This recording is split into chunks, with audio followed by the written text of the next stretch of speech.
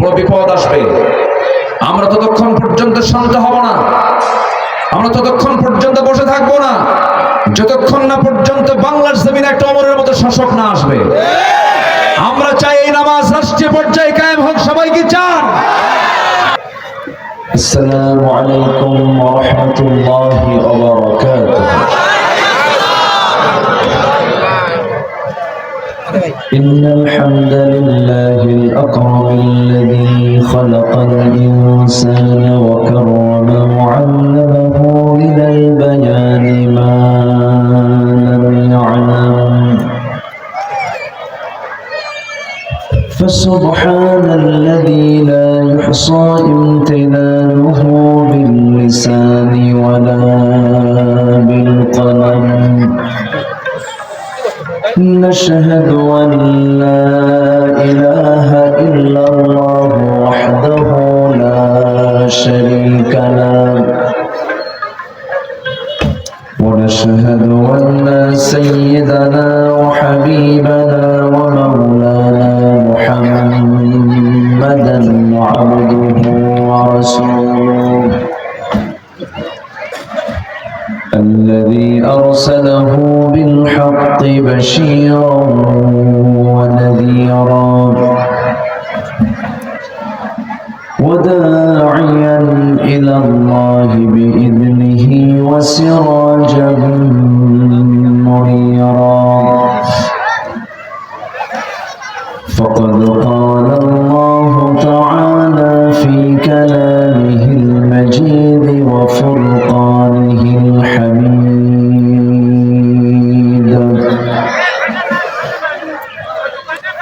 أعوذ بالله من الشيطان الرجيم. بسم الله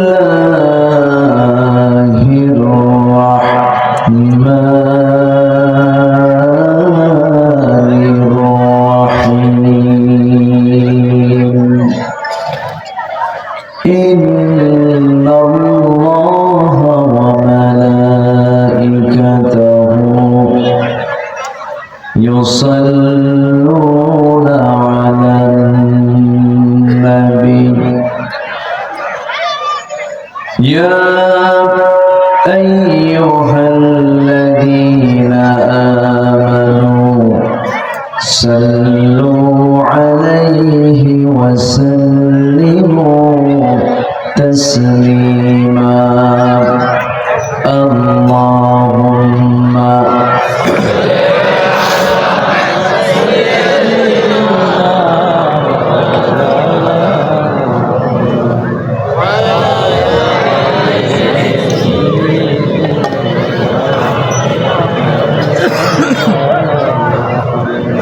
সবাই বলুন বালাগাল উলা বিকামালিহি কাশাফাত তুজা বিজামালিহি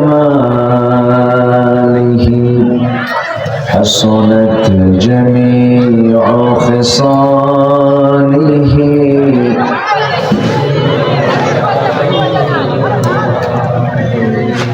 ফুনাই ফুল তো बुलबुल का तरन्नुम भी न हो, जन्म दहर में कलियों का तबस्सुम भी न हो.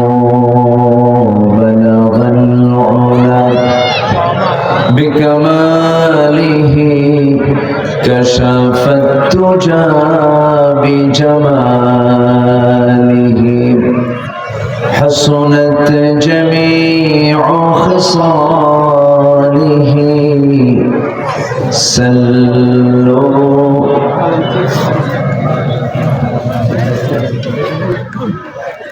আমি কোরআনের সুর মাঝে শুনেছি যে নাম, আজানের সুর মাঝেও শুনেছি সে নাম।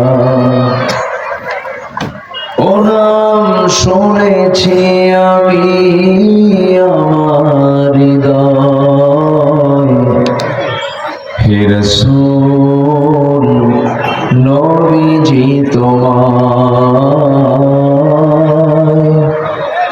হে রাসূল নবীজি তোমায়।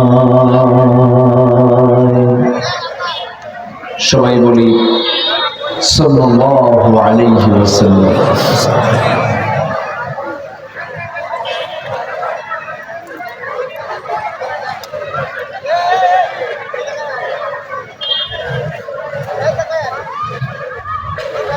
বৃহত্তর যশোর অঞ্চলের নড়াইল জেলার সদর উপজেলার শেখাটি ইউনিয়ন যুব সংঘ মাহফিল ইন্তেজাম কমিটি কর্তৃক আয়োজিত দিনের বেলা অনুষ্ঠিত দ্বিতীয় বার্ষিকী তাফসীরুল কুরআন মাহফিল 2025 আজকের এই মহৎ আয়োজনের সম্মানিত সুযোগ্য সভাপতি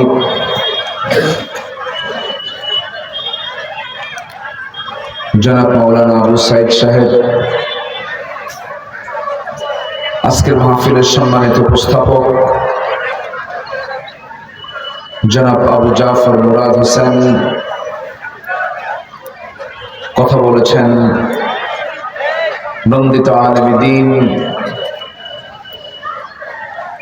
আমার অনুজ, আমার স্নেহধন্য মুহতারাম মাওলানা হারুন রশিদ আশরাফি, উপস্থিত হাজারাত উলামায়ে কেরাম, ফদলায়ে ইজাম, সুশীল সমাজ, জাতির শ্রেষ্ঠ সন্তান, শিক্ষক মণ্ডলী, আজকের মাহফিলের প্রধান আকর্ষণ যাদেরকে নিয়ে আজকের এই সাজানো গুছানো বর্ণাঢ্য আয়োজন, তাওহীদের পতাকাবাহী, কালেমার ঝান্ডাবাহী, দ্বীন ইসলামের নরসারদুল বীর মুজাহিদ, প্রাণ প্রিয় সম্মানিত দ্বীনি ভাইরা, আড়ালে বসে আছেন শ্রদ্ধেয়া সম্মানিতা মা বোনেরা। আলোচনার সূচনায় আনুষ্ঠানিকতার মধ্য দিয়ে আমার পক্ষ থেকে আবারও দিল খোলা সালাম, আসসালামু আলাইকুম ওয়া রাহমাতুল্লাহি ওয়া বারাকাতুহু।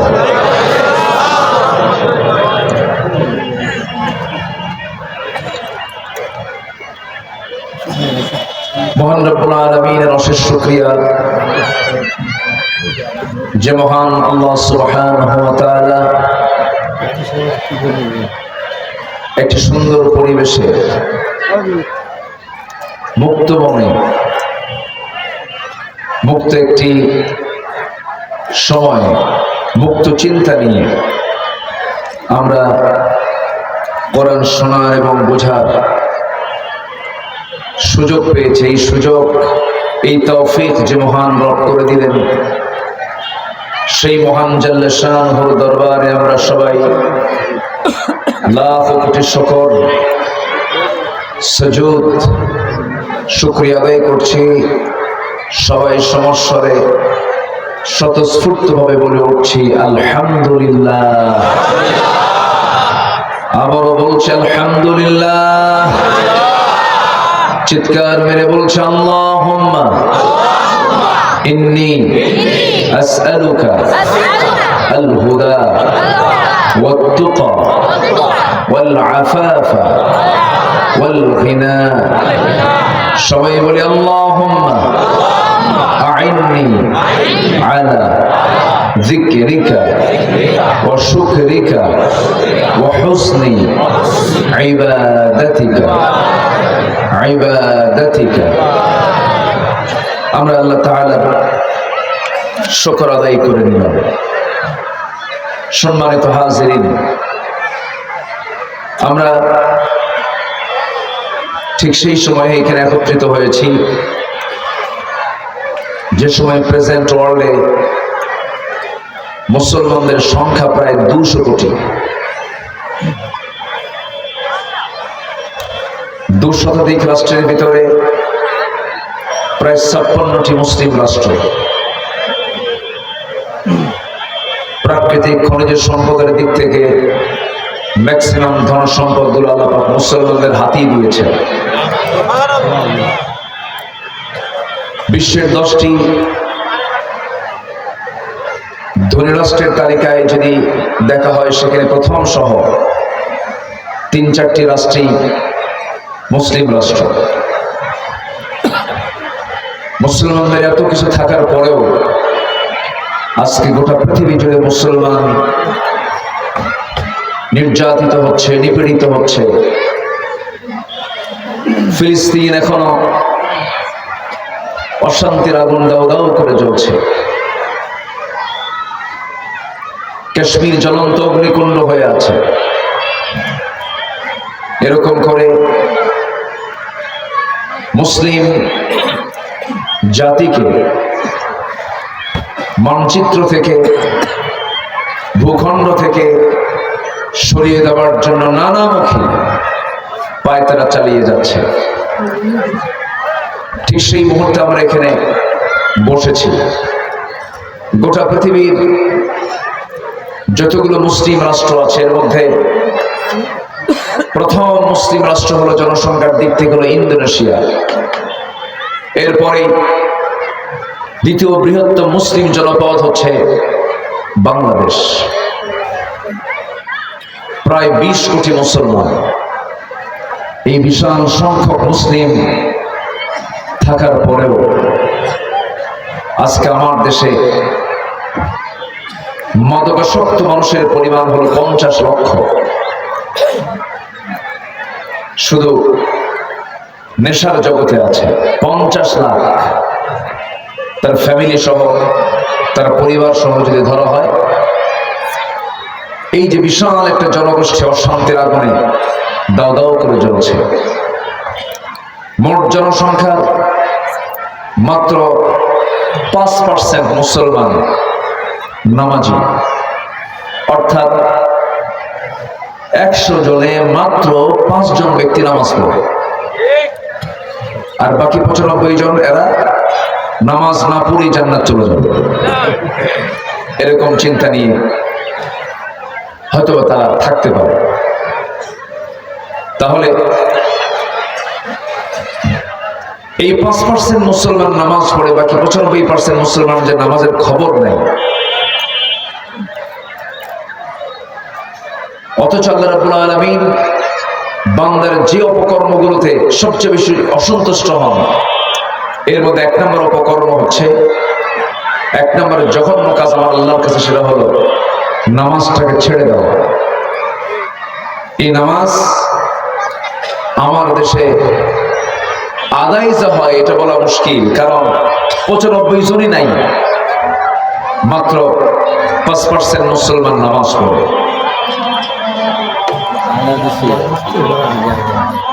ও আচ্ছা, এটা প্রথম ওয়াক্তে আযান হতে চলছে। আমার দেশের ম্যাক্সিমাম জায়গায় এই সময় হয় না, একটু পরে হয়, একটু পরে হয়। তাহলে আমরা সেই দিকটা খেয়াল করবো।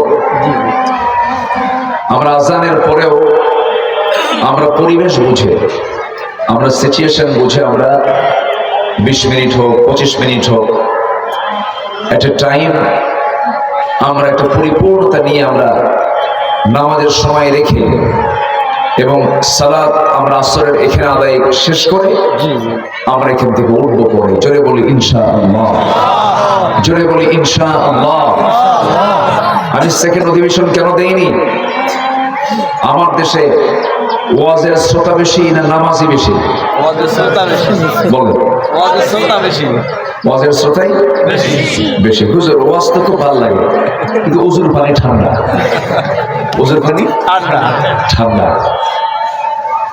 তো 2 অধিবেশনে একটু মাহফিলটা এলোমেলো হয়ে যায়। আমার গতকালকে মাহফিল ছিল বাংলাদেশের ইতিহাসের সবচেয়ে বড় মাহফিল, যা শুরু করেছিলেন প্রথম 1977 সালে শহীদ আল্লামা দেলোয়ার হোসেন সঈদ রাহিমাহুল্লাহ, চট্টগ্রামের প্যারেড ময়দান। একটানা তিনি 32 বছর তিনি করেছেন। এরপর 18 বছর ফেরেশতারা মাহফিল করতে দেয়নি। ফেরেশতারা কেন ফেরেশতা বললাম? মানুষ তো দেখা যায়, মানুষ দেখা যায় না, ফেরেশতা দেখা যায়। যারা বন্ধ করেছিল তাদেরকে এখন দেখা যাচ্ছে, তাহলে কি হয়ে গেছে? ফেরেশতা। এই জন্য ফেরেশতা গেছে।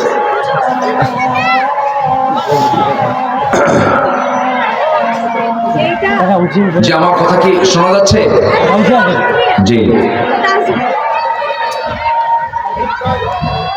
তো সেখানে আমি একটা সৌন্দর্য লক্ষ্য করলাম, সেটা হলো রাতের মাহফিল। আমি ছিলাম কালকে সর্বশেষ মেহমান, চিফ মেহমান ছিলাম।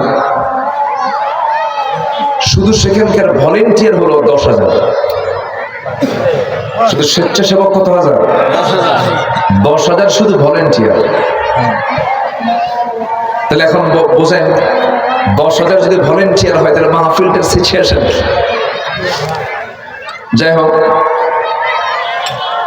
সেখানে আমি আলোচনার মঞ্চে উঠলাম হলো 7:51 7:51 মাহফিল মোটামুটি 9:30টায় আমরা শেষ করে ফেললাম।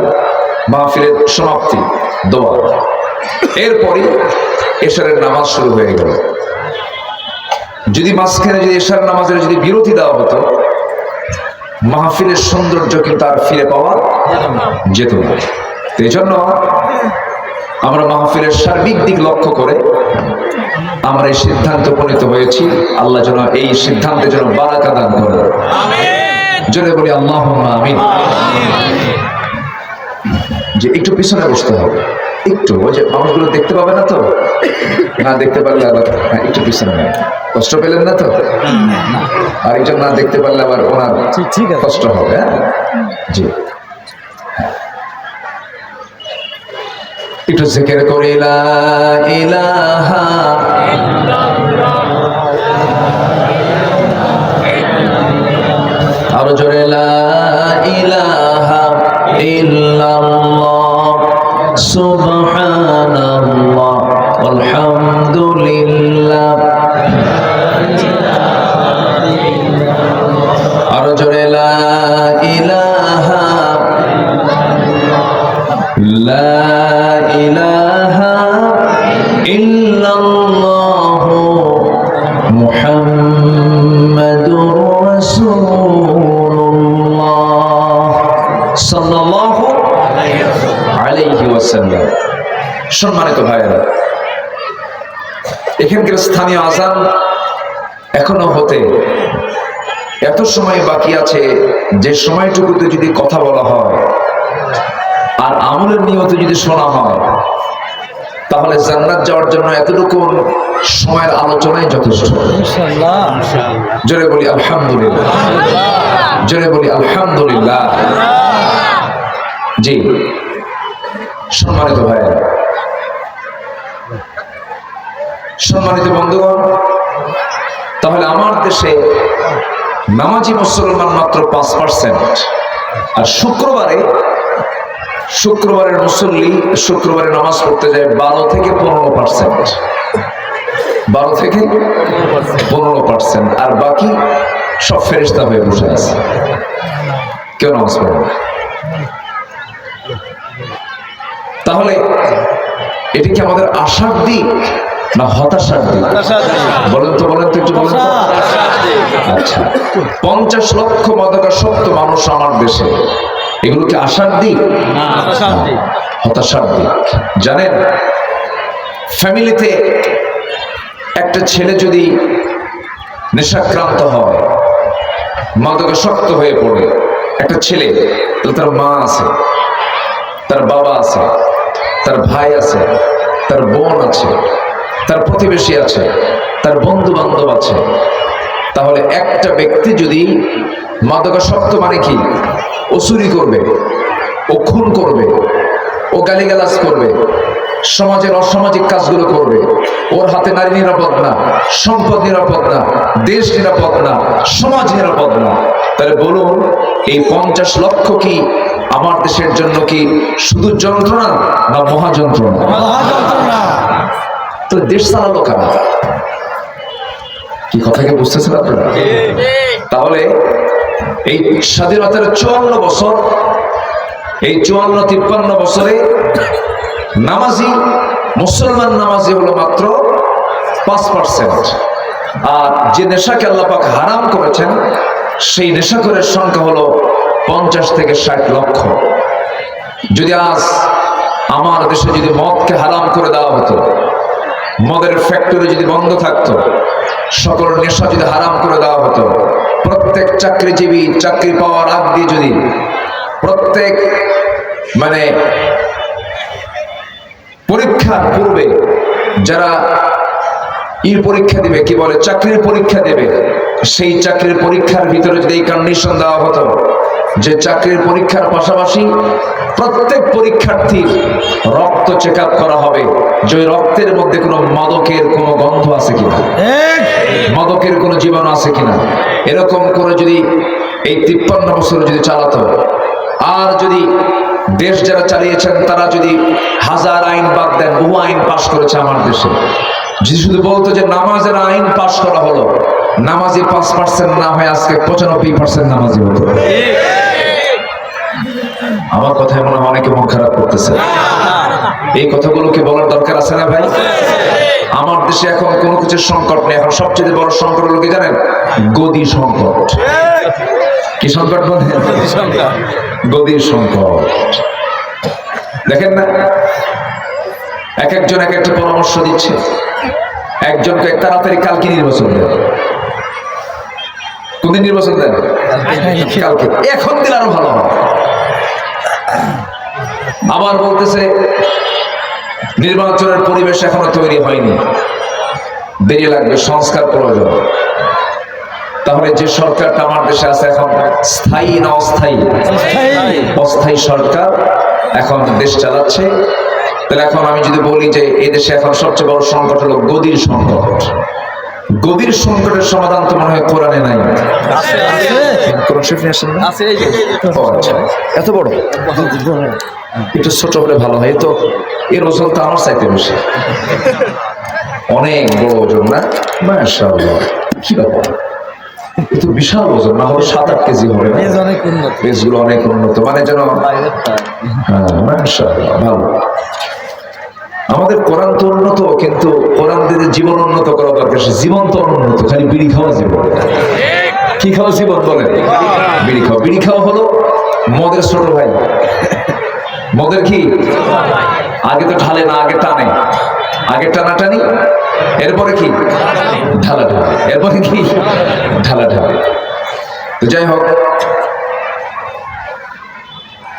শুধু যদি এই কোরআনের এই বিধানটা যদি সমাজে চালু করে দিত, আজকে এই চিত্র আমাদের দেখতে হতো না। ঠিক, এই চিত্র আজকে চিত্রায়িত হতো না। কোরআন এমন একটি কিতাবের নাম যার মধ্যে সকল সমস্যার সমাধান আছে। জোরে বলুন সুবহানাল্লাহ। সব সমাধান কে দিয়েছেন? আল্লাহ দিয়েছেন।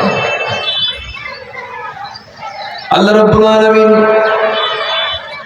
বান্দাকে প্রশ্ন করে বলছেন, فأين تذهبون إن هو إلا ذكر للعالمين لمن شاء منكم أن يستقيم وما تشاءون إلا أن يشاء الله رب العالمين। বান্দা তুমি কোথায় দৌড়াচ্ছ? কোন দিকে দৌড়াও? যেই দল তোমাকে নামাজের জন্য ডাকে না, যে দলের দলীয় সভা, যে দলের দলীয় জনসভা জোহর থেকে শুরু হলো, আসর গেল, মাগরিব গেল, ইশা গেল, সেই দলের কর্মসূচির ভিতরে নামাজের কোনো কর্মসূচি থাকলো না। নেতা নিজেও নামাজ পড়লো না। আজান হয়ে গেল, তোমার নেতা নিজেও নামাজ বাদ দিল, তোমাদেরকেও নামাজ পড়ার জন্য বললো না। যে দলের কর্মসূচি পালন করতে গিয়ে নামাজের মতো ফরজ ইবাদত জাহান্নামে যাওয়ার 1 নম্বর কারণ, নামাজ ছেড়ে দেওয়া, এই পরিবেশ যে দলে গেলে হয় সেই দলের নেতৃত্ব মানতে যাওয়াটাও হারামের কাজ। আসতে বলবেন না, জোরে বলুন ঠিক কিনা? সামিয়াটা আপনি ছোট করছেন কেন? এই সামিয়াটা ওই যে সংকট, এই সংকটের কারণেই একটু বড় করতেন। অনেকে রোদে আমার দিকে তাকাচ্ছে তো, কিন্তু দেখানোর দিকটা আমার দেখে মনে হচ্ছে খুব খুব কষ্ট মনে হচ্ছে আমার, কারণ সূর্যের সামনে চেয়ে থাকা কিন্তু খুব কষ্ট। সবার এই চোখের যে মানে চোখের ভ্রু, যেটা ভ্রুটাকে একদম 100% তারা কাজে লাগাচ্ছে, খুব কষ্ট পাচ্ছে তারা। যাই হোক, আমি মাহফিল কমিটির পক্ষ থেকে ক্ষমা সুন্দর দৃষ্টি কামনা করছি। তারা একটু বাড়াইয়া দিলে আপনাদের কষ্টটা একটু লাঘব হতো এবং এতে সৌন্দর্য বৃদ্ধি পেত, একটু মাহফিলের সৌন্দর্য বৃদ্ধি পেত। ছাদ যদি ছোট হয় আর লোকজন যদি বেশি হয় তাহলে তো সেই ছাদে একটু সমস্যাই হয়, একটু কষ্ট হয়। কিছু মনে করা যাবে না, যতটুকু হয়েছে বলে ফেলি আলহামদুলিল্লাহ, জোরে বলি আলহামদুলিল্লাহ। সম্মানিত ভাইরা, সম্মানিত বন্ধুগণ, তাহলে নামাজ আছে যেখানে আমি আছি সেখানে, বলুন নামাজ আছে যেখানে আমি আছি। আচ্ছা বলুন তো, জান্নাতের চাবিটা কি বলেন? আর একটু জোরে বলেন। জি, জান্নাতের চাবিটা হলো নামাজ। তাহলে এই জাতির অধিকাংশের কাছে কি জান্নাতের চাবি আছে? চাবি যদি না থাকে তাহলে চাবি না পেলে খুলে দিতে পারবে না। অন্য কোথাও তো জায়গায় অন্য কোথাও যে থাকবে সে সুযোগও নাই। চাবি থাকলে জান্নাতে যাবে, যদি জান্নাতে না যাওয়া যায় কোথায়? কেউ তো কিছু কয় না। কোথায় যেতে হবে? জাহান্নাম যেতে হবে। আমার বন্ধুগণ, আল্লাহ রাব্বুল আলামিন সবচেয়ে বেশি ক্ষেপে যান বান্দার সে অপকর্ম। আল্লাহ রাব্বুল আলামিন নিজে বলছেন, ফাখালাফা মিন বা'দিহিম খালফুন আদাউস সালাতা ওয়াত্তাবাউশ শাহাওয়াত ফাসাউফা ইয়ালকাউনা গায়্যা ইল্লা মান তাবা ওয়া আমানা ওয়া আমিলা সালিহান فأولئك يدخلون الجنة ولا يظلمون شيئا। আল্লাহ রাব্বুল আলামিন দুইটা অপকর্মের জন্য সবচেয়ে বেশি ক্ষেপে যান, রেগে যান। যে বান্দার মধ্যে দুইটা জিনিস পাওয়া যাবে আল্লাহ রাব্বুল আলামিন বলছেন রাগ করে, ফাসাউফা ইয়ালকাউনা গায়্যা, আমি আল্লাহ তাকে শুধু জাহান্নাম নয়, জাহান্নামের গর্তের মধ্যে আমি তাকে ফেলে দেব, ঢুকে রাখবো। জোরে বলি নাউযুবিল্লাহ। দুনিয়ার জিন্দেগিতে জেলখানা একটা জায়গা, সেই জেলখানার মধ্যে আবার আরেকটা আছে হলো সেল। যারা জেলে গেছেন, এই 16 বছর তো জেলখানার লোক কম ছিল না বেশি ছিল? বেশি ছিল। এই স্বাধীনতার 53-54 বছরে এই 16 বছরে যত মামলা হয়েছে, এত মামলা 53 বছরে হয় না। এত মামলা হয়েছে। সে মামলায় অনেক ফকিরও বাদ পড়ে, মৃত্যু লোক বাদ পড়ে। হ্যাঁ, মানে থানার একটা কোঠা আছে যে এই মামলার এতগুলো আসামি ধরতেই হবে। সে আসামি ধরতে না পেরে রাস্তায় ফকির পেয়েছে, ফকিররে নিয়ে ওরে মামলার লিস্টে ঢুকায় গেছে। এই ছিল হলো 16 বছর। কিন্তু বেশি খাইতে গেছে তো, বেশি খাইতে গিয়ে আর হজম হয় না, শেষ হয়ে গেছে। একটা প্রাণীকে আল্লাহ পাক উদাহরণ দিয়েছেন কোরআনের ভিতরে, সেই প্রাণীর নাম হলো মশা।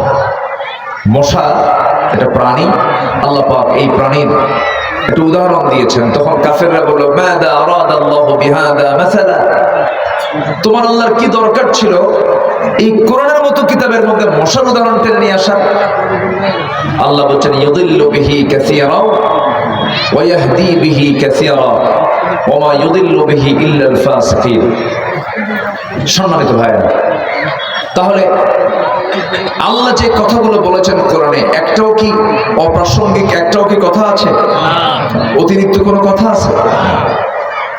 কোরআন যা বলেছে এর চাইতে অথেন্টিক কথা পৃথিবীর আর কোথাও আপনি পাবেন না। জোরে বলি আল্লাহু আকবার। মশাটাকে কেন আনলেন? ইন্নাল্লাহা লা ইস্তাহি আন ইয়াদরিবা মাসালান মা বাউদাতান ফামা ফাওকাহা। আল্লাহু আকবার। চারটা কারণ আমি তুলে ধরতে চাচ্ছি। নাম্বার 1, মশা যখন কারো হাতে যখন পড়ে, তার চামড়ায় যখন পড়ে, মশা যখন রক্ত খাওয়ার জন্য কোনো বান্দার গায়ে পড়ে, চামড়ার উপরে পড়লো, তখন সে এই রক্তটাকে তার পেটে উঠানোর জন্য তার মুখের সামনে একটা অংশ আছে, হুল ফুটায় দেয়। সে হুলটা ফুটানোর আগেই সে আগে যেটুকু জায়গায় সে বসে তার চতুর্পাশে আগে অ্যানেস্থেসিয়া করে, অবশ করে। কি করে? কোন ডাক্তার যদি কোনো রোগীর হাত কাটতে যায়, কোনো অপারেশন করতে যায়, সেলাই দিতে যায়, তাহলে কি লাগে? আগে কি করতে হয়? অবশ করতে হয়। এটাকে মেডিকেল ভাষায় বলে অ্যানেস্থেসিয়া। তো অ্যানেস্থেসিয়া করার পর সে আস্তে আস্তে আস্তে আস্তে করে হুলটা ফুটায় দেয়। তো হুলটা যখন ফুটায় আর বলে, সলিমুদ্দিন তুই যত বড় ব্যক্তি হস না কেন, আমি তো অ্যানেস্থেসিয়া করেছি, না দেখা পর্যন্ত উপায় নেই, তুই ধরতে পারবি না। খাইল পরিমাণ মতো যে মশাগুলো খায় ওরা ইজিলি চলে যায়, কিন্তু কিছু মশা আছে হুঁশ নাই, আছে এরকম বেহুশ কিছু মশা আছে না, খুব খায়। এমন খাওয়া খায় শেষে আর নড়তে পারে না, ওই জায়গায় থাকে, অথবা ওঠার জন্য চেষ্টা করে তাও পারে না। ওর পাখা দিয়ে যে নড়বে, পাখা দিয়ে যে উড়বে, সে ওড়ার ক্ষমতা আর নাই, কারণ পাখার সক্ষমতার কাছে তার ওজনটা বেশি হয়ে গেছে এই রক্তের কারণে, বেশি খাবার কারণে। ঠিক তেমনই আর সে সময় কি হয়, ওই মশার হায়াত আর থাকে না। বেশি খাইলে হায়াত কমে না বাড়ে? বলেন, হায়াত কমে না বাড়ে? এই 16 বছর যারা ক্ষমতায় ছিল, এরা বেশি খাইছে না কম খাইছে? আসতে তো ভালো করে কম, কি কম খাইছে না বেশি খাইছে? কার মতো? কার মতো? উদাহরণ কি ঠিক আছে করে নেয়? দেখছেন কি সুন্দর মিলে গেল, বাংলাদেশি ফেরাউনদের সাথে মিলে গেছে, কিন্তু মিলে গেছে। খাইছে বেশি, বেশি খাওয়ার কারণে শেষ পর্যন্ত তার সংসার গোছানোর টাইম পাইছে মাত্র 45 মিনিট। দুপুরের খাবারও নাই। বলা হলো তাড়াতাড়ি তোমার সুটকেস ফুটকেস যা আছে নাও, ভাঙ্গা হেলিকপ্টারে দিল্লি পাঠায় দিচ্ছি, যাও। এই জন্য বেহিসেবি খাওয়া যাবে না, চাঁদাবাজি করা যাবে না, জুলুম করা যাবে না। আল্লাহ ধরে না, ধরলে আল্লাহ ছাড়ে না। বিশাল ব্যাপার, বিশাল শিক্ষা আল্লাহ পাক এখানে দিয়ে রেখেছে। একটু কান লাগাবেন, কথাগুলো একটু মনোযোগ দিয়ে শুনবেন। বাস্তব শুনি আমরা, একটু কথাগুলো শুনে যদি আমাদের জীবনের পরিবর্তন আনতে পারি, আমরা বড় ভাগ্যবান হয়ে যাবো। আমি আমার কথা তো বলছি না, আমি আল্লাহর কালাম থেকে কথা বলছি। মশার কথা কোথায় আছে? কোরআনে আছে। নাম্বার 2 হলো, সবাই বলুন তো, মশারি যে টাঙানো হয়, মশারিটা মশা টাঙায় না মানুষ টাঙায়? এখন বলুন, মশা মানুষকে ভয় পায় না, মানুষ মশাকে ভয় পায়? ভালো করে বলেন, কে ভয় পায় বলেন? মানুষই তো ভয় পায় না? এত ছোট্ট প্রাণীর কাছে মানুষ কি অসহায়, কিচ্ছু করার নেই। রাতের বেলা, শীতের রাত, মশা কম, 2 চোখ দিয়ে আপনি দেখলেন bedroom, drawing room, dining room, kitchen room, কোন রুমেই মশা নাই। শুয়ে পড়লেন বেডে, বিছানায় শোয়া মাত্র 10 মিনিট পার হয় না, অন্ধকারের মধ্যে আপনারা খুঁজে বের করছেন। আমি কি ভুল বলছি? অন্ধকারের মধ্যে খুঁজে বের করে আপনার কানের কাছে এসে কি সুন্দর গান গাচ্ছে, সারেগামা পাদানিসা শুরু হয়ে গেছে। তাহলে এই যে মশা আপনাকে খুঁজে বের করলো কেমনে? আপনি মানুষ, আপনার চোখে ধরা পড়লো না মশা, আর অন্ধকার লাইট বন্ধ করা মাত্রই আপনাকে কেমনে আবিষ্কার করলো? এই ক্ষমতা দিয়েছেন কে? কে দিয়েছেন? আল্লাহ দিয়েছেন। এবং সেই মশাটা আপনাকে খোঁজে কেমন করে? সায়েন্স বলতেছে 75 ফিট দূর থেকে টের পায় এখানে কোন সুরি মধ্যে শুয়ে আছে। কত ফুট দূর থেকে? 75 ফুট। আমি আপনি টের পাই না। না। মশা আপনাকে খুঁজে বের করার পরে আপনাকে আপনার দেহ থেকে বংশ বৃদ্ধির জন্য স্ত্রী মশা আপনাকে কামড়ায়, পুরুষ মশা কিন্তু কোনো মানুষকে কামড়ায় না। স্ত্রী মশা কামড়ায় বংশ বৃদ্ধির জন্য, মানুষের রক্তের মধ্যে প্রোটিন আছে। আল্লাহ রাব্বুল আলামিন ১৫০০ বছর আগে স্ত্রী মশার কথাই বলেছেন, ইন্নাল্লাহা লা ইস্তাহি আন ইয়াদরিবা মাসালান মা বাউদাতান ফামা ফাওকাহা। জোরে বলুন আল্লাহু আকবার। আল্লাহ রাব্বুল আলামিন লজ্জা পান না মশার উদাহরণ দিতে নিয়ে, কারণ এই সমস্ত উদাহরণের মধ্যে কেউ হেদায়েত পায়, হেদায়েত আছে, কারোর জন্য পথভ্রষ্টতা আছে, কেউ কেউ হেদায়েত পেয়ে যায়। আমার বন্ধুগণ, নাম্বার 1 গেল মশা বেশি খায় বলে তাড়াতাড়ি মরে। নাম্বার 2 হলো স্ত্রী মশা কামড়ায় না, পুরুষ মশা কামড়ায়। স্ত্রী মশা কামড়ায়, কোরআন তা বলে দিচ্ছে। আমার বন্ধুগণ, এই মশাটা আপনার কানের কাছে এসে যে ভন ভন করতেছে, নাম্বার 3 যে আওয়াজটা আপনার কানে আসতেছে, এই আওয়াজটা কিন্তু তার মুখের আওয়াজ না, কণ্ঠের আওয়াজ না, ভোকাল করের আওয়াজ নয়। এই আওয়াজটা হলো পাখার আওয়াজ।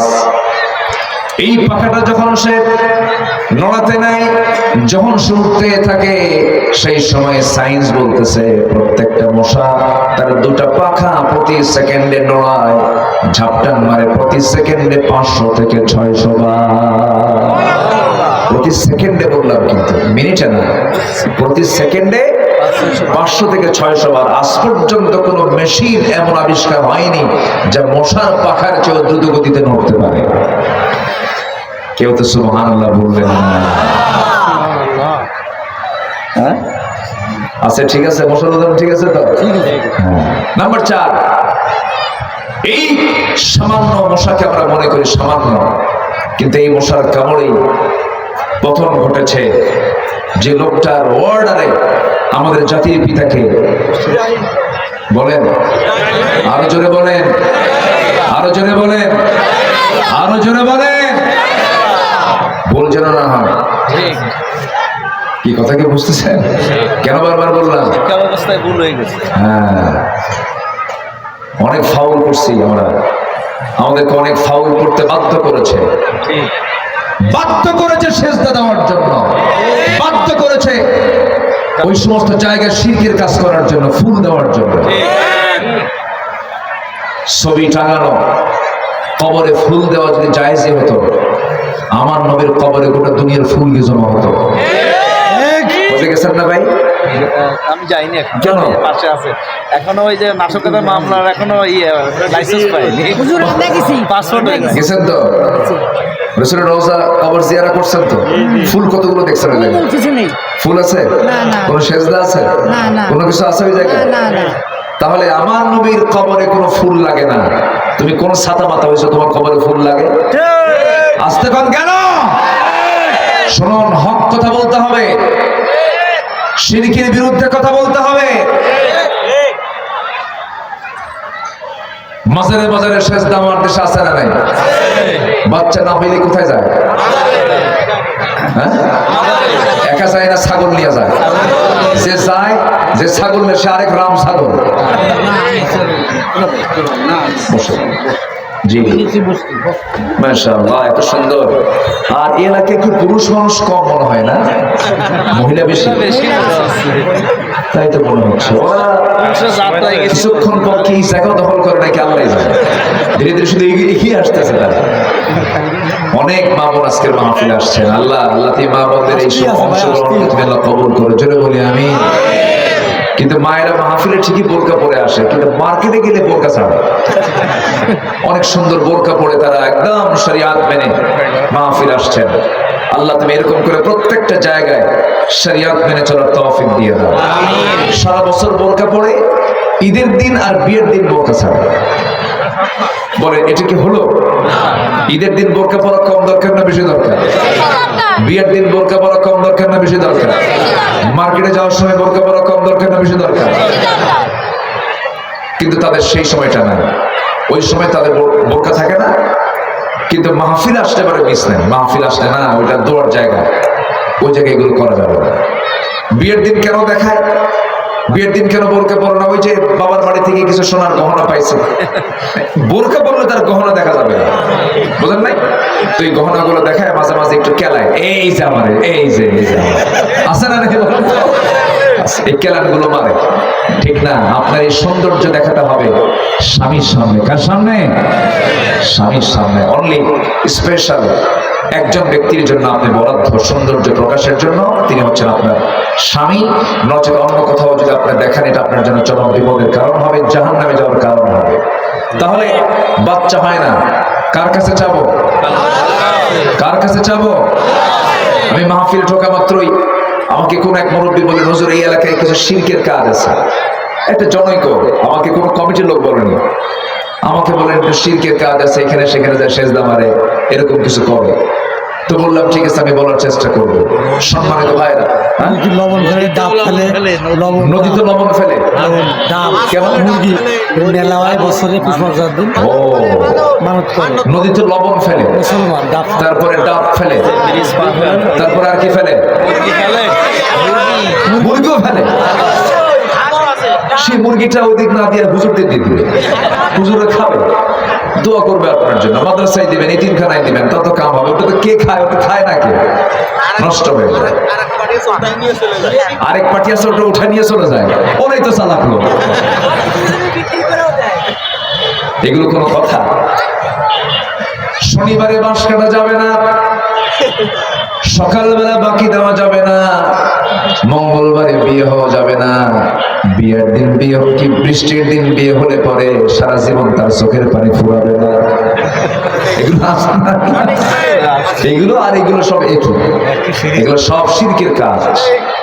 এগুলোকে বিশ্বাস করলে তার ঈমান থাকবে না, যাবেন না কোথাও। এগুলো সন্তান হয় না, কে দিবেন? আসতে বলবেন না, কে দিবেন? স্বামী মারা যায়, অকল্যাণ হয়, এই বিষয়ে আচ্ছা, এরপরে স্বামী যদি মারা যায়, নাকের ফুল রাখা যাবে না, কানের দুল রাখা যাবে না, হাতের অর্নামেন্টস রাখা যাবে না, কালার ওয়ালা কোনো কাপড় পরা যাবে না, সাদা কাপড় পরা থাকবে। মানে আল্লাহ ভুল করছে, তারা জীবিত রেখে তারাও স্বামীর সাথে কবরে পাঠানো কি ঠিক আছে না? এগুলো মানুষ যদি স্বামীর শোক হবে, স্বামী মারা গেছেন, পৃথিবীতে সবচেয়ে লম্বা শোক হলো স্বামীর শোক। পৃথিবীতে লম্বা শোক কিসের শোক বলেন তো? স্বামীর শোক। আল্লাহ বলছেন আরবাআতা আশহুরিন ওয়া আশরা, 4 মাস 10 দিন তারা এই সময়টা পর্যন্ত অপেক্ষা করবে, অন্য কোন স্বামী এই সময় সে গ্রহণ করতে পারবে না। এটাই হচ্ছে সবচেয়ে বড় শোক। এর বাইরে আর বড় কোন শোক ইসলামে নাই। কিন্তু আমার দেশে বছর বছর শোক আসে, আসে কি না? আসতে করে বছর বছর কি খালি শোক আসে। কি কষ্ট পাচ্ছেন? তাহলে আল্লাহ তাআলা বান্দাকে তুলে নিয়ে গেছেন বলে আমরা আল্লাহর উপরে রাগ করে শোক পালন করতেছি। আল্লাহ বছরে বছরে তোমার উপরে আমরা অসন্তুষ্টের শোক পালন করতেছি, তাই তো মনে হয় এটা। কেন? কোন মৃত্যু দিবস, শোক দিবস, এগুলোর সাথে ন্যূনতম ইসলামের কোন সম্পর্ক নাই। এগুলো খেয়াল রাখতে হবে। নির্দিষ্ট দিনে নির্দিষ্ট সময় ইসলাম এগুলো অনুমোদন করে না। আমার বন্ধুগণ, তাহলে শিরকের কাছে আমরা কি যাব? আর কেউ যাব? নদীতে লবণ ফেলবো? মুরগি ফেলবো না। লবণ দেব কোথায়? তরকারিতে। লবণ দেব কোথায়? তরকারিতে। আর মুরগি দেব কোথায়? হুজুরের বাড়িতে। কি বুঝলেন না? তাও খাইয়া দোয়া করবে।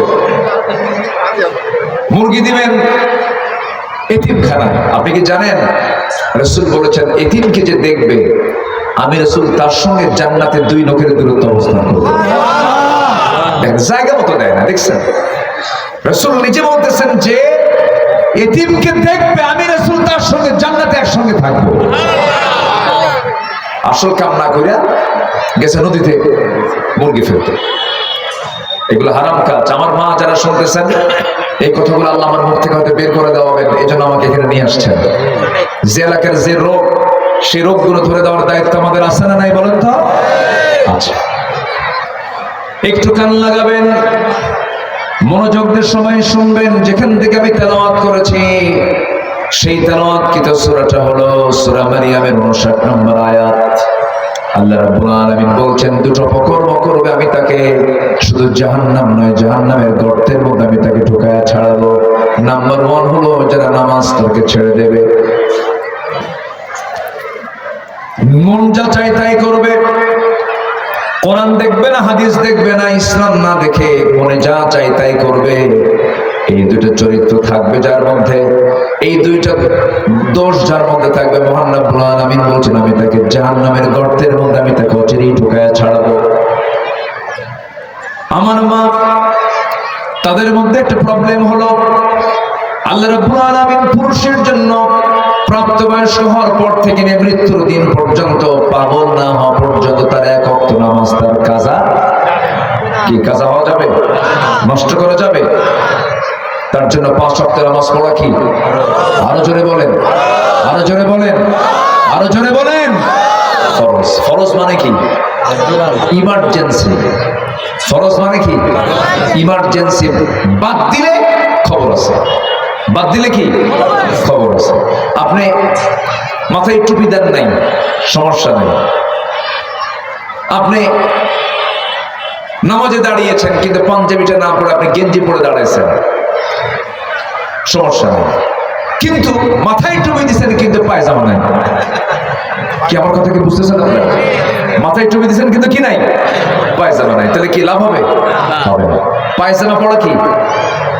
জোরে কন। ফরজ। আরো জোরে কন। পায়জামা মানে কি? পায়জামা দিয়ে আমি লুঙ্গি বুঝাচ্ছি, প্যান্ট বুঝাচ্ছি, সতর। সতর ঢাকা কি বলেন? ফরজ। তাহলে ফরজ আগে, এরপর হচ্ছে সুন্নাহ। তাহলে নামাজের কোনো খবর নাই, আমরা অন্য কোনো কাজ নিয়ে ব্যস্ত হয়ে পড়েছি, এটার কোনো পুরস্কার আমার আল্লাহ দিবেন না। ভাইজান কোথায় যান? নামাজ। ইমাম, মাশাআল্লাহ। আরো কিছু ইমাম আছে মনে হয় এখানে নাকি? হ্যাঁ, জি জি, বসেন। কি কষ্ট হলো? চলে যাচ্ছেন? আজান দিতে হবে, নামাজ পড়াতে হবে। জি আচ্ছা, ঠিক আছে। আমরাও কিন্তু নামাজ পড়বো এই জায়গায়, ঠিক আছে? এখানে কিন্তু বেনামাজি হুজুর আসে নাই। আমার দেশে বেনামাজি পীরের দরবারও কিন্তু আছে, আছে না নাই বলেন? আছে। কিছু কিছু দরবার আছে মুরিদ হলে পরে নামাজও লাগে না, পীর সাহেব বলে দিচ্ছে আমার দরবারের মুরিদ হলে পরে নামাজ মাফ। যা, আছে কিন্তু এরকম দরবার আছে। খাজা দিল কর তাজা, ইসমে জালাল, গাজার কুলকি খাওয়া হালাল। নাউজুবিল্লাহ বলবেন। এরপরে বাবার নামে হালকা দিলে উজু গোসল লাগে না। হ্যাঁ, পানির তলে মোমবাতি বাবা বাতাসে নেবে না, বাবার নামে হালকা দিলে উজু গোসল লাগে না। এরকম ভণ্ড দরবার আমার দেশে আছে না নাই? আচ্ছা, কিন্তু আমরা এখানে যারা এসেছি আমরা যথাসময় একটু আধা ঘন্টা বিলম্ব হলেও আমরা নামাজটা এখান থেকে পড়ে যাব। জোরে বলি ইনশাআল্লাহ। আল্লাহ পাক সবাইকে নামাজি বানান। আমি কিন্তু শুরু করেছি নামাজ দিয়ে, শুরু করেছি নেশা দিয়ে। সবার মাথায় আছে কিনা? আমি কিন্তু এই বিষয়ে আমি সামনের দিকে আস্তে আস্তে আগাচ্ছি। একটু কান লাগাবেন, একটু মনোযোগ দিয়ে আমরা আমলের নিয়ত আমরা শুনবো। জোরে বলি ইনশাআল্লাহ। আমি খুবই আনন্দিত, মাঠ ভরপুর হয়ে গেছে। আমি তো প্রথমে অবাক হয়েছিলাম যে লোকজন কি পাবো আমি, কিন্তু আপনারা যে এইরকম চালাক তা তো বুঝি নাই। বসার পর পর মাঠ প্রায় একদম চতুর্দিকে লোকদের সয়লাব হয়ে গেছে। মেয়েরাও আসছে আজকের মাহফিলে, মাশাআল্লাহ। বলি আলহামদুলিল্লাহ। আল্লাহ তুমি মাহফিলকে কবুল করে দাও। সম্মানিত ভাইরা, তাহলে আল্লাহর কাছে 1 নম্বর অপরাধ কি ছেড়ে দেওয়া বলেন তো? সবাই কি নামাজ পড়তে রাজি আছেন? আল্লাহ রাব্বুল আলামিন হাসরের ময়দানেও প্রথম প্রশ্ন করবেন নামাজ নিয়ে, নামাজটাকে ছেড়ে দেওয়া যাবে না। আল্লাহ রাব্বুল আলামিন আরেক জায়গায় বলছেন, মা সালাকাকুম ফি সাকার ক্বালু লাম নাকু মিনাল মুসাল্লিন ওয়া লাম নাকু নুতঈমুল মিসকিন ওয়া কুন্না নুকাযযিবু বিয়াউমিদ্দিন হাত্তা আতানাল ইয়াকিন ফামা তানফাউহুম শাফাআতুশ শাফিঈন। জোরে বলুন আল্লাহু আকবার।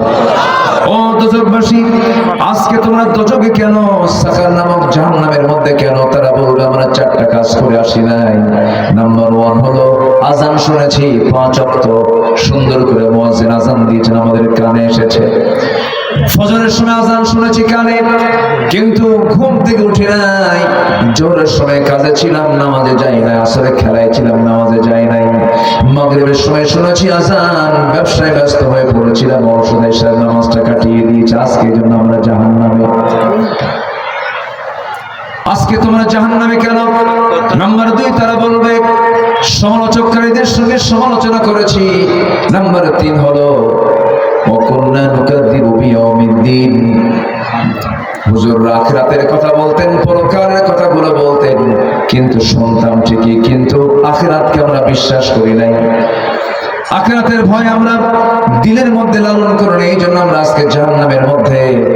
এই এলাকায় আলুর চাষ হয় কিনা জানি না, কিছু কিছু জায়গায় হয় আলুর চাষ। এই আলুগুলো যখন আলু চাষের জমিতে যখন লাগাতে যান, বড় আলু হলে পরে সে আলুগুলো কেটে কেটে 10 টুকরা করে কেটে কেটে ছোট্ট ছোট্ট টুকরাগুলো মাটির নিচে লাগায় দেন। আর ছোট আলু হলে পরে ছোট আলু একটা করে লাগায় দেন।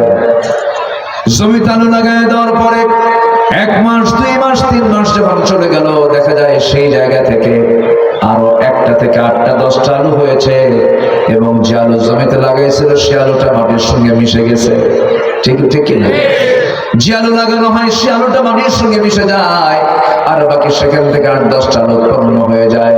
যে মহান রব্বুল আলামিন চোখের সামনে আপনার আমার চোখের সামনে একটা আলুকে মাটির সঙ্গে মিশাইয়া দিয়া হুবহু 8-10টা আলু যিনি জন্ম দিতে পারেন, সে আল্লাহ আমার মৃত্যুর পর আমার দেহটা মাটির সঙ্গে মিশাইয়া দিয়ে আমাকে আবার কি জিন্দা করতে পারেন না?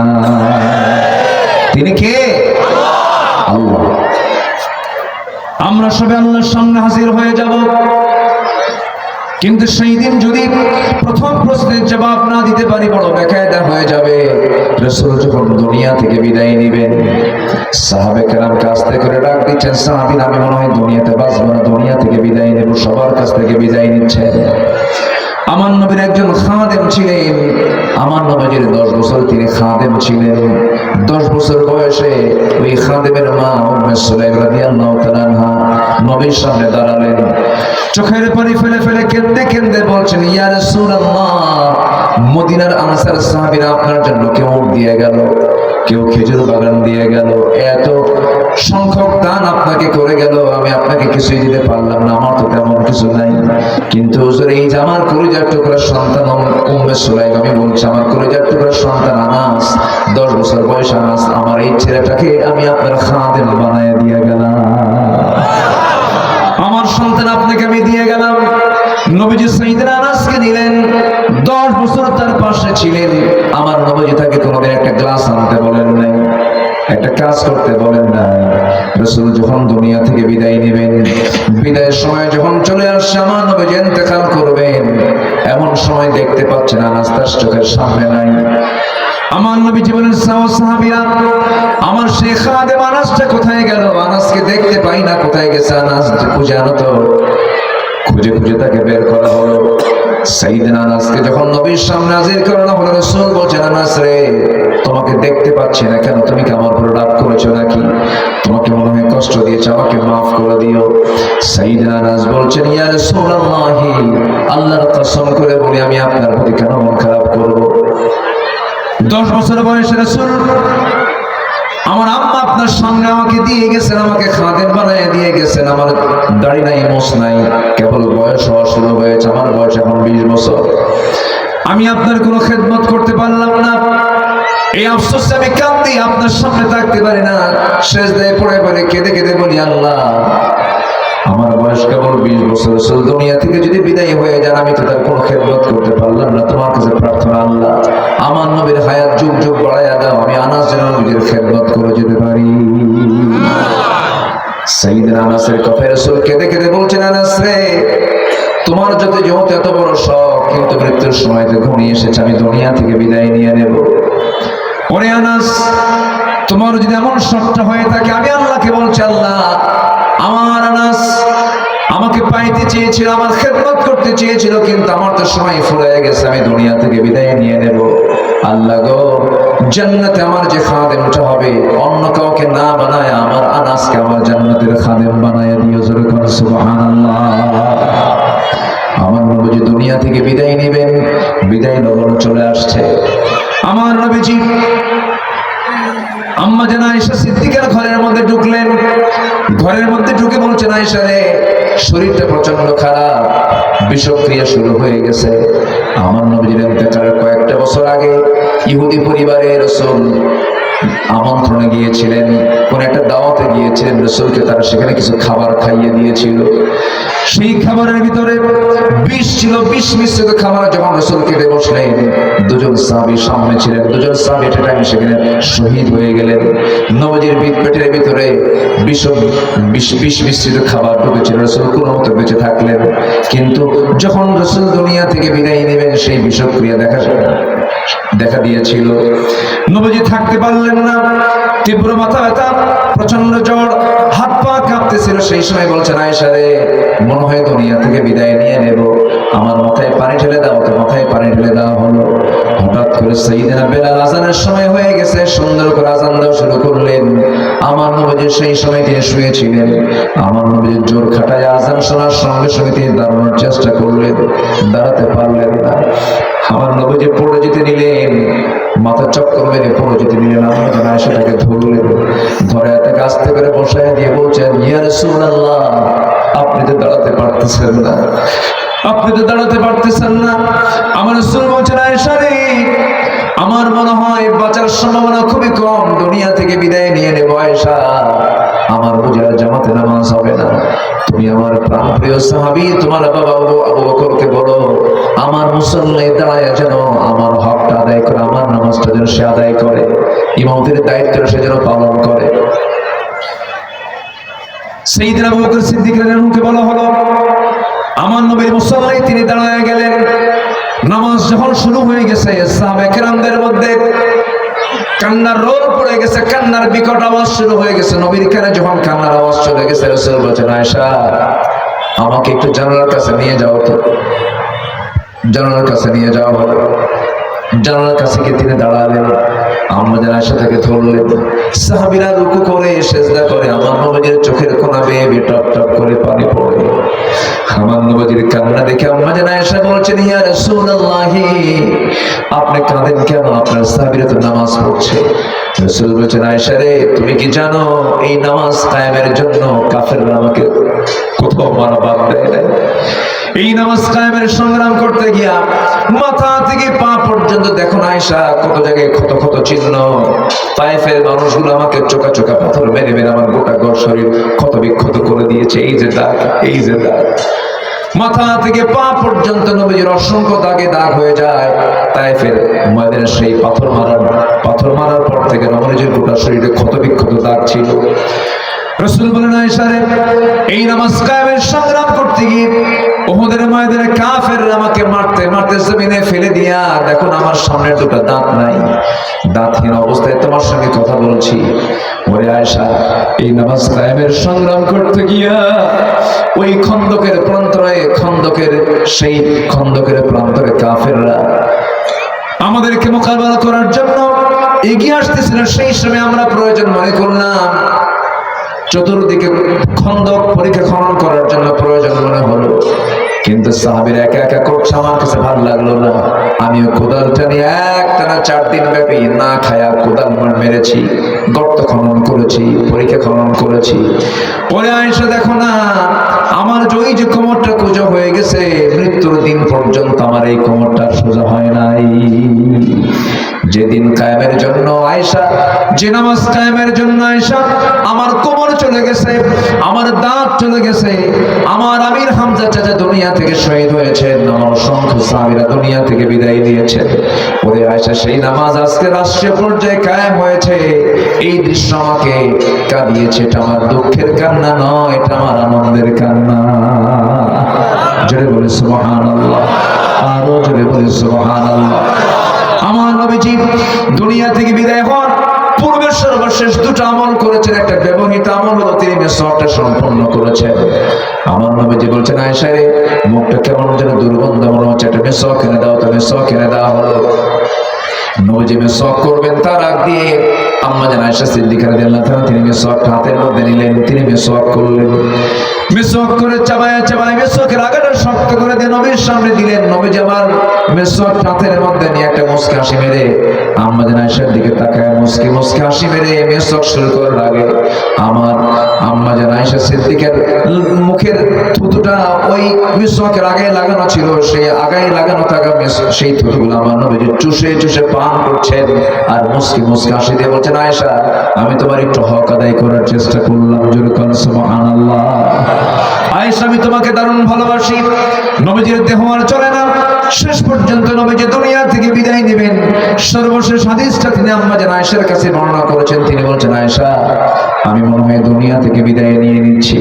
আমি তোমাকে একটা লাস্ট মেসেজ বলে দিচ্ছি, আয়েশা রে, আমি দুনিয়া থেকে বিদায় হয়ে যাচ্ছি। আমার উম্মতদেরকে একটা মেসেজ দিয়ে দিবা। আমার উম্মতের জন্য আল্লাহ পাক আমাকে সুপারিশের অনুমতি দিয়ে দিবেন। অন্তত আমার উম্মতরা যেন কখনো 5 ওয়াক্ত নামাজ না ছেড়ে দেয়। সবাই কি নামাজ পড়তে রাজি আছেন? সবাই কি নামাজ পড়তে রাজি আছেন? 5 ওয়াক্ত নামাজ পড়তে রাজি আছেন? কারা কারা হাত তুলে দেখেন তো দেখি। জোরে বলি ইয়া আল্লাহ, আরো জোরে বলি ইয়া আল্লাহ। আমাদেরকে 5 ওয়াক্ত সালাত আদায় করার তৌফিক তুমি আল্লাহ দিয়া দাও, দিয়া দাও। জোরে বলি আমিন, আরো জোরে আমিন। যদি নিজে নামাজি না হয়, নামাজ কায়েমের সংগ্রাম করবেন কেমনে?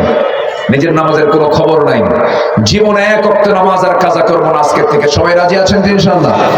বাড়ির বউ যদি নামাজ না পড়ে কি করবেন? দেখছেন কি কথা কয়, কয়েছে পিঠে দেওয়া হবে, এটা মার্ডার কেস। হয়তো যারা পিটানোর পক্ষে যারা বলেছেন কথা, আমার মনে হয় তার অধিকাংশ বিয়ে করবে। কারণ বিয়ে করা লোক যদি বলে বউকে পিটাতে হবে, তাহলে তার সংসার এখনো হয় নাই। বউকে পিটানো এত সস্তা? যারা বিয়ে করেছেন, যাদের সংসার জীবনের স্বামী স্ত্রীর সম্পর্ক ভালো, এমন কোন স্বামী নাই যে বউকে ভয় করে না। মারা তো দূরে থাক, ভয় করেন না? কি ধরে ভয় করি? উপায় নাই তো, হ্যাঁ, কোন উপায় নাই তো। ভয় না করলে সংসার হবে? কঠিন ব্যাপার। রাস্তা দিয়া বউকে নিয়ে আপনি রাস্তায় হাঁটতেছেন, ইজি বাইকে চললেন, ওই যে টমটম না কি কয় ওটা, ইজি বাইক বলো নাকি? না, ওই যে 3 চাকা যে করে ব্যাটারি দিয়ে, ইজি বাইক। হ্যাঁ, ভ্যানে চড়ছেন অথবা ইজি বাইকে চলেছেন। তো বউকে নিয়ে যাচ্ছেন আপনি নড়াইল, বসুন দিয়ে যাচ্ছেন। হঠাৎ করে কোন এক বেগেনা নারী আরেকটা সিটে উঠলো, আপনার সাথে আপনার স্ত্রী আছে, কিন্তু যে মহিলা উঠছে তার গায়ে কোনো কাপড় চোপড় নেই। হঠাৎ করে যদি আপনার নজর, যদি হয়তো অন্য কোনো বেখিয়ালও হতে পারে, হয় না? অনেক সময় মন থাকে একদিক, চায় থাকে আরেক দিক, এরকম হয় না অনেক সময়? হয়তো আপনার বেখিয়ালে ওই মহিলার দিকে হয়তো 29 সেকেন্ড চেয়েছিলেন, আর এটা যদি আপনার বউ যদি মার্ক করে, বুঝলেন কি, একটু মার্কিং করে রাখে, যে চিহ্ন দিয়ে রাখে, বলেন তো সন্ধ্যার পর কিছু বলবে না, সারাদিন কিছু বলবে না, আগে চলো বাড়ি যাই। সন্ধ্যার পর যখন আপনি ঢুকছেন ঘরের মধ্যে, যখন একটু সুন্দর করে ডাক দিয়ে বলবেন, সুইটি, সন্ধ্যা অথবা নার্গিস, একটু এক গ্লাস পানি নিয়ে আসো তো। তোমার সুইট ঝর্ণা নার্গিস, তুমি ছায়া থাকো আরেক নার্গিসের দিকে। কি কথা কি বুঝতেছেন আপনারা? এই বউকে মারা এত সস্তা না। ইসলাম বউকে মারা নিষিদ্ধ করেছে, তবে 4টা কারণে স্বামী তার স্ত্রীকে শাসন করতে পারে। কয়টা কারণে বলেন তো? 4টা কারণে। শুনবেন? শাসন করার জন্য কি কি মারবেন এই জন্য শুনবেন? 4টা কারণে মারা যাবে। এতক্ষণ ধরে মায়েরা মনে মনে ভাবতেছিল যে আপনার লাইন ভালোই ছিল আপনার, কিন্তু এখন আপনি মারার লাইন আসলেন কেন? এই তো মার্ডার কেস হয়ে যাচ্ছে। 4টা কারণে স্বামী তার স্ত্রীকে শাসন করতে পারবে। সেই 4টা কারণের 1 নম্বর কারণ হলো, কারণ স্ত্রীর সম্পর্কে আপনাকে কিয়ামতের দিন আল্লাহ পাক আপনাকে ধরবেন, কারণ আপনি হচ্ছেন পরিচালক। আপনার স্বামী, আপনার দায়িত্ব আছে। একটা নারী 4টা পুরুষকে জাহান্নামে নিয়ে যাবে। কয়টা পুরুষকে বলেন? 4টা পুরুষকে একটা নারী জাহান্নামে নিয়ে যাবে। আর একটা নারী যদি ভালো হয় 4টা পুরুষ ভালো হয়ে যাবে। জোরে বলি সুবহানাল্লাহ। স্বামীকে জাহান্নামে নিয়ে যাবে, বাপকে জাহান্নামে নিয়ে যাবে, ছেলেকে নিয়ে যাবে জাহান্নামে, বড় ভাইকে জাহান্নামে নিয়ে যাবে। এই জন্য দাওয়াতি কাজ মেয়েদের মাঝেও করার দরকার আছে না নাই বলেন? আছে। যে 4টা কাজ না করলে পরে স্বামী তার স্ত্রীকে শাসন করতে পারবে। নাম্বার 1, যদি কোনো স্ত্রী 5 ওয়াক্ত নামাজ না পড়ে, দেখবেন অধিকাংশ মেয়েরা পুরুষদের জন্য আল্লাহ রাব্বুল আলামিন মৃত্যুর দিন পর্যন্ত সুস্থ ব্রেন থাকলে পরে 5 ওয়াক্ত নামাজ তার নষ্ট করা যাবে না। আল্লাহ পাক তাকে ক্ষমা করেন নাই, নামাজটা তাকে পড়তেই হবে। কিন্তু আল্লাহ তাআলা নারীদেরকে মাসের মধ্যে নির্দিষ্ট একটা সময় পর্যন্ত 3 দিন থেকে শুরু করে নিয়ে 10 দিন পর্যন্ত আল্লাহ রাব্বুল আলামিন তাদের প্রাকৃতিক কারণে, শারীরিক কারণে আল্লাহ পাক তাদের নামাজকে কি করেছেন? মাফ করে দিয়েছেন। কিন্তু সেই বোনরা করে কি 3 দিন থেকে 10 দিন পর্যন্ত মাফ তো আছে, 10 দিন ঠেলে নিয়ে যায় আরো 10 দিন। আছে না মহিলাদের মধ্যে? এই অভ্যাস খুব খারাপ অভ্যাস। আপনার অনেক মা বোন আসছেন তো, যেহেতু নামাজ কেন্দ্রিক আলোচনা হচ্ছে, কথা এটা বলে দেওয়া দরকার। আপনার যদি সমস্যা হয়ে থাকে, 10 দিনও আপনি সুস্থ হতে পারছেন না, আপনি পরিপূর্ণ রেস্কিউ পাচ্ছেন না, 3 দিন থেকে 10 দিন পর্যন্ত এটা আপনার জন্য টাইম। আর বাকি দিনও যদি আপনি সুস্থ না হতে পারেন, এটা আপনার জন্য রোগ, অসুস্থতা। তখন আপনার ওই অবস্থাতেই নামাজ পড়তেই হবে, পড়তেই হবে। নামাজের কোনো মাফ নাই। কথাটা কি বলাটা কি জরুরি ছিল? বলেন, কথাটা কি বলাটা কি জরুরি ছিল? সম্মানিত ভাইরা, নাম্বার 2 হলো, যদি কোনো মহিলা রমজান মাসে রোজা না রাখেন, স্ত্রী যদি রমজান মাসে রোজা না রাখেন। নাম্বার 3 হলো, স্বামীর যদি আনুগত্য না করেন, স্বামীকে দাম দেয় না। স্বামীটা ভালো আল্লাহওয়ালা মানুষ, কিন্তু স্বামীকে পাত্তা দেয় না। কিন্তু যে স্বামীটা ফেরাউনের মতো হবে, সেই স্বামী আনুগত্য করা যাবে না। এবং ফেরাউন মার্কের স্বামীও আছে না? বউটাকে উলঙ্গ করে মানুষকে দেখায়, আছে কিনা? হুন্ডায় তোলে, কি শাড়ি পরায়া, তারপরে কি করে কাজল লাগায়া, তারপরে লাল শাড়ি পরায়া, মাথার চুলগুলো ছেড়ে দিয়া, লিপস্টিক লাগায়া, তারপরে গালে আটা ময়দা লাগায়া। হ্যাঁ, আটা ময়দা না, আটা ময়দা লাগা মানে প্লাস্টার করে, প্লাস্টার কইরা হুন্ডাই তোলে। হুন্ডা তো এখন আবার আরো আধুনিক হুন্ডা গুলো আবার মানে আপডেট ভার্সন, তো মানে সাইজ বাইজ নাই, সোজাটা। প্যাসেঞ্জার সিট হলো 3 তলা, আর ড্রাইভিং সিট হলো আন্ডারগ্রাউন্ড। আন্ডারগ্রাউন্ডে স্বামী বসে থাকে, আর বউ থাকে হলো 3 তলায়, জাতির বুঝতে যেন, চিনতে যেন অসুবিধা না হয়। হুন্ডাই তোলে। হুন্ডার তো এখন আধুনিক হুন্ডার তো আওয়াজ কম। আগে তো হুন্ডা কোম্পানির যে হুন্ডা গুলো ছিল, বট বট বট বট আওয়াজ হতো। এখন তো হুন্ডার আওয়াজ নাই, মানুষ টেরও পায় না। এখন আমার বউ, সুন্দরী বউ যদি মানুষ দেখা মিস করে, তাহলে কেমন হলো? হুন্ডার মেকারকে গিয়ে বলে, আমার হুন্ডার ওই পাইপটা, স্যালেঞ্জারটা খুলে দে। যখন খুলে দেয় তখন কিসের আওয়াজ হয়? হেলিকপ্টার। তখন কি হয়ে যায়? হেলিকপ্টার দিল একখান টান, শেখাটির বাজার থেকে একদম বসুন্ধিয়া ওইদিকে নড়াইলের মোড় পর্যন্ত এক টানে দিল। ডান আর বাম থেকে সব ছুটে এসে বলে, কোন হেলিকপ্টার চাই রে? দেখায় দিল জাতিরে। সন্ধ্যার আগ দিয়ে নদীর কিনারে গিয়ে 16 Pro Max আইফোন দিয়ে ছবিটা তুলে অর্ধলগ্ন ছবি ফেসবুকে আপলোড দিয়ে বলেন, প্রিয় বন্ধুরা আসুন আমরা আমার বউটাকে সবাই জামাতের সঙ্গে দেখি। যেরকম নাউজুবিল্লাহ। এরকম আকাইম্মা, এরকম বদমাইশ মার্কা কিছু স্বামী আছে না নাই বলেন তো? ওদের কথা শোনা যাবে? ওদের কথা শোনা যাবে? যে স্বামী আপনার জাহান্নামের উপকরণ হবে, ওই স্বামীর হুকুম মানা যাবে না। এটাও সত্য। আমার মায়েরা বলবেন হয়তো, হুজুর আপনি শুধু আপনাদের পক্ষে বললেন, আমাদের পক্ষে কিছু বললেন না। সম্মানিত ভাইরা, আজান মনে হয় হচ্ছে না? আচ্ছা, আজান দিক, সমস্যা নাই। আমি কথা বলি, আমরা ধীরে ধীরে দোয়ার দিকে আস্তে আস্তে যাবো। একটু সময় নিচ্ছি, আর একটু কথা আছে। শুনতে রাজি আছেন তো সবাই? সম্মানিত বন্ধুগণ, সম্মানিত ভাইয়েরা, ওই সময় ফেরাউন আসিয়ার সঙ্গে যে চিত্র দেখিয়েছে, সেই সময় আসিয়ার যে চরিত্র ছিল, সেই চরিত্র তখন ওই মার মধ্যে আনতে হবে। আসিয়া আলাইহিস সালাম যখন ইসলাম কবুল করলেন, দিন মানলেন, ফেরাউন বলল, আসিয়া তুমি একটা কাজ করলা, তুমি তো বড় একটা অপরাধ করে ফেলেছো। আমার রাষ্ট্রীয় হুকুম অনুযায়ী তোমাকে তো আমি জল্লাদ দিয়ে 2 টুকরা করে দুনিয়া থেকে বিদায় করব।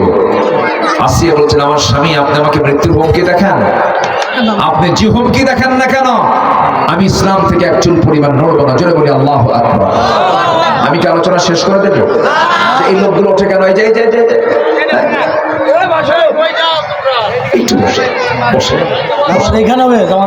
বসেন, আমরা ওযুর জন্য সময় দেব বাইরে। একটু আমি মোস্ট রিকোয়েস্ট, একটু রিকোয়েস্ট করছি, একটু বসেন। মাহফিলের সৌন্দর্য আপনি যদি নষ্ট করে ফেলেন, তাহলে মাহফিলের সৌন্দর্য নষ্ট হয়ে গেল। এত বড় একটা আয়োজন আপনি নষ্ট করে ফেললেন, এটা কিন্তু গুনাও যে হবে না তার গ্যারান্টি কিন্তু দেওয়া যাবে না। একটু বসেন একটু প্লিজ। আমি 8-10 মিনিট আর সময় নেবো। জাস্ট আমি ক্লিয়ারটা, হ্যাঁ, আমি একটা কমপ্লিমেন্টস নেই, আমি আমার আলোচনা শেষের দিকে চলে যাবো ইনশাআল্লাহ। আসিয়া আলাইহিস সালাম স্বামীকে আনুগত্য করেছেন না? আনুগত্য করেছেন কেন? স্বামী কি বলেন? স্বামী কি ইসলাম মেনেছে? আমি স্বামীকে মানবো ততক্ষণ, স্বামী যতক্ষণ ইসলামকে মানবে। আমি বউকে অবশ্যই আমি মর্যাদা দেবো ততক্ষণ যতক্ষণ সে ইসলামকে মেনেছে। ঠিক কিনা বলেন? এই হচ্ছে বিষয়। শেষ পর্যন্ত ফেরাউন করলো কি? জল্লাদ রেডি করলো। জল্লাদ রেডি করে বললো, আসিয়া তোমাকে আমি আজকে 2 টুকরা করে দুনিয়া থেকে বিদায় করবো, এখনো সময় আছে, তুমি কি করবা বলো? কাফেররা কিন্তু দুনিয়াতে সব কাফেরদের চরিত্র এক, এরা সবসময় হত্যার হুমকি দিত। কিসের হুমকি বলেন তো? হত্যার হুমকি। 16 বছর শুধু আমরা কিসের হুমকি শুনছি বলেন? হত্যার হুমকি। যেখানে সেখানে ক্রস ফায়ার, কিছু হইলেই গুম, কিছু হইলেই খুন। 16 বছর আমরা ভুলি নাই, এটা ভোলা যাবে না। এটা ভুললেই বড় বিপদ আসবে।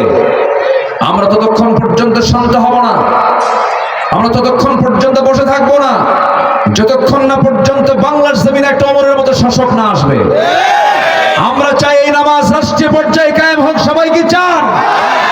আমার দেশের রাষ্ট্রপতি হবেন বাইতুল মুকাররমের খতিব। রাজি আছেন কারা কারা? হাত উঁচু করে দেখান মুসলমান।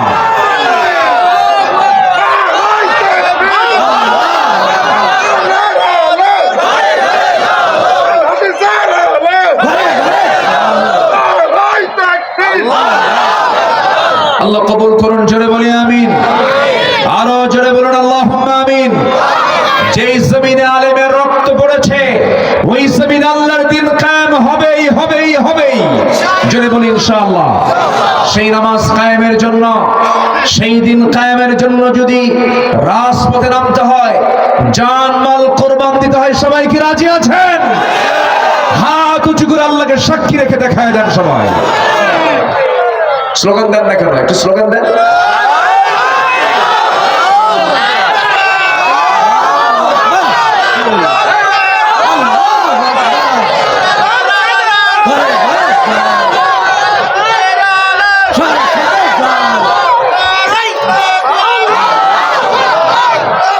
আল্লাহ কবুল করুন। জোরে বলে আমিন। আসিয়া আলাইহিস সালাম করাতের সামনে পড়ে গেলেন, করাত তার কপালে ঠেকানো হলো। কিন্তু আসিয়া কি করাতের ভয় করেছেন না আল্লাহর ভয় করেছেন? আল্লাহকে বলছেন, আল্লাহ আমি তোমাকে বলে দিচ্ছি, দেখো আমার কপালে করাত লাগায় দিয়েছে, আমি তোমার হুকুম মেনে চলি বলে আমি ইসলাম মেনে চলি বলে, আমি দিন মেনে চলি বলে আমি স্বামীর হুকুমকে মানতে পারছি না, তোমার হুকুম মানতে গিয়ে আল্লাহ তুমি ফয়সালা করে দাও। আল্লাহ রাব্বুল আলামিন তার দোয়া কবুল করলেন। আসিল সালাতু ওয়াসসালাম দুনিয়া থেকে বিদায় নিলেন, তিনি একটা দোয়া করলেন, সেই দোয়াটা আল্লাহ রাব্বুল আলামিন কোরআনে কারীমের মধ্যে কোট করেছেন, রব্বি বিনিলি ইনদাকা বাইতান ফিল জান্নাতি ওয়া নাজ্জিনি মিন ফিরআউনা ওয়া আমালিহি। আল্লাহ তুমি আমার জন্য বানায় দিবা একটা ঘর, কয়টা ঘর বলেন? সেই ঘরটা হওয়া চাই অন্য কোন জায়গায় নাই, জান্নাতের মধ্যে, তবে তোমার ঘরের সাথে, ইনদাকা তোমার ঘরের সাথে। জোরে কোন সুবহানাল্লাহ। যে যেটাই বলেন রে ভাই, সর্বশেষ একটা মেসেজ দিয়ে যাই, সবাই মনোযোগ দিয়ে শুনবেন। দিন শেষে আমার বন্ধু কিন্তু কেউ না, আমার ছেলে আমার কেউ আপন না, আমার বউ আমার আপন না, আমার ভাই আমার আপন না, আমার প্রতিবেশী আমার আপন না, আমার স্ত্রী আমার আপন না, আমার কোন আত্মীয় স্বজন আমার আপন না, কোন বন্ধু বান্ধব আমার আপন নয়। একমাত্র আপনজন যদি খুঁজে বেড়াতে হয়, সত্যিকার আপনজন আমার একজন, তিনি আমার কে? এই জন্য সবার আগে কার ডাকে সাড়া দেব? হাইয়া আলাস সালাহ, কার ডাক? হাইয়া আলাল ফালাহ, কার ডাক? আসসালাতু খায়রুম মিনান নাওম, কার ডাক? আল্লাহ বলছেন, বান্দারে তুই আমার ডাকে সাড়া দিবি, আমি তোর ডাকে সাড়া দিই, আমি তোকে জান্নাত দিয়ে দেবো। জোরে কোন সুবহানাল্লাহ। মাদেরকে বলবো সুন্দর করে পর্দায় থাকবেন, সুদীপ্তের হেফাজত করবেন। আপনার জন্য জান্নাত খুবই সহজ ছিল, কিন্তু আজকের এই দুনিয়ায় বিশেষ করে আপনার ইমানকে নষ্ট করার জন্য ভারতের বলিউড, আমেরিকার হলিউড, হলিউড এখন চলতেছে, লস অ্যাঞ্জেলস জ্বলে শেষ, লস অ্যাঞ্জেলস জ্বলে শেষ হয়ে গেছে, দাবানলে শেষ করে দিয়েছেন। হলিউডের যত নায়ক নায়কের, দামি দামি নায়ক নায়কের, তাদের বাড়ি ছিল হলিউড। আল্লাহ কয় তোদের উপর একটু বরকত দিলাম, যা। এমন দাবানল শুরু হয়েছে, কোন প্রযুক্তি কাজ হচ্ছে না, শেষ হয়ে গেছে একদম। 10 বছরও কোমর সোজা করে দাঁড়াতে পারবে না, এত অপূরণীয় ক্ষতি হয়ে গেছে। কে করেছে? ওরা ফিলিস্তিনকে জ্বালাইছিল, আল্লাহ বলে আমি তোদেরকে নিজে জ্বালাই দিলাম, যা। কেমন লাগে দেখ। সম্মানিত ভাইয়েরা, অপসংস্কৃতির আগ্রাসন থেকে পরিবারকে বাঁচাতে হবে। বাড়িতে খেয়াল করতে হবে আপনার সন্তানটা ডিভাইস আসক্ত কিনা, মাদকাসক্ত কিনা, ডিভাইস আসক্ত কিনা, মোবাইল আসক্ত কিনা। জানেন এই মোবাইলকে কেন্দ্র করে আত্মহত্যা পর্যন্ত করে। একটা ছেলে সেদিন মোবাইল হারায় ফেলছে, হ্যাঁ, তামারে বলে হুজুর একটা ছেলে মানুষ, কিন্তু হুজুর আমি তো বিধবা হয়ে গেলাম। কি হয়ে গেছে? বিধবা হয়ে গেছে। মোবাইল হারছে বলে ছেলে বিধবা হয়েছে। ছেলে কি হয়েছে? বিধবা হয়েছে। এত মোবাইলের প্রতি আসক্তি, এটা কিন্তু চরম ক্ষতিকর। আপনার সন্তানের ভবিষ্যৎ নষ্ট করার জন্য একটাই যথেষ্ট, সেটা হলো এই আসক্তি যদি একবার লেগে যায়, শেষে ধ্বংস হয়ে যাবে। এই জন্য সব দিকে আমরা খেয়াল করব, পরিবারকে খেয়াল করব। নামাজ পরিবারের 1 নম্বর কাজ হবে কি বলেন তো?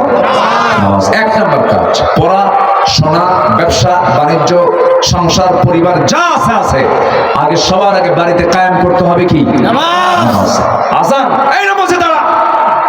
বউকে বলবে সব কাজ বাদ দাও, ছেলে মেয়ে সবগুলো কাজ বাদ দাও। শেষ সাথে বাবার দায়িত্ব। যে পিতা তার ছেলেকে ফজরে ডাক দিতে পারে না, সে অযোগ্য বাপ। যে মা তার মেয়েকে ফজরের সময় ডাক দিতে পারে, সে একটা অযোগ্য ব্যর্থ মা, ব্যর্থ মা। এই জন্য এগুলো খেয়াল করবো আমরা। জোরে বলি ইনশাআল্লাহ। আল্লাহ কবুল করুন, আল্লাহ কবুল করুন। আসলে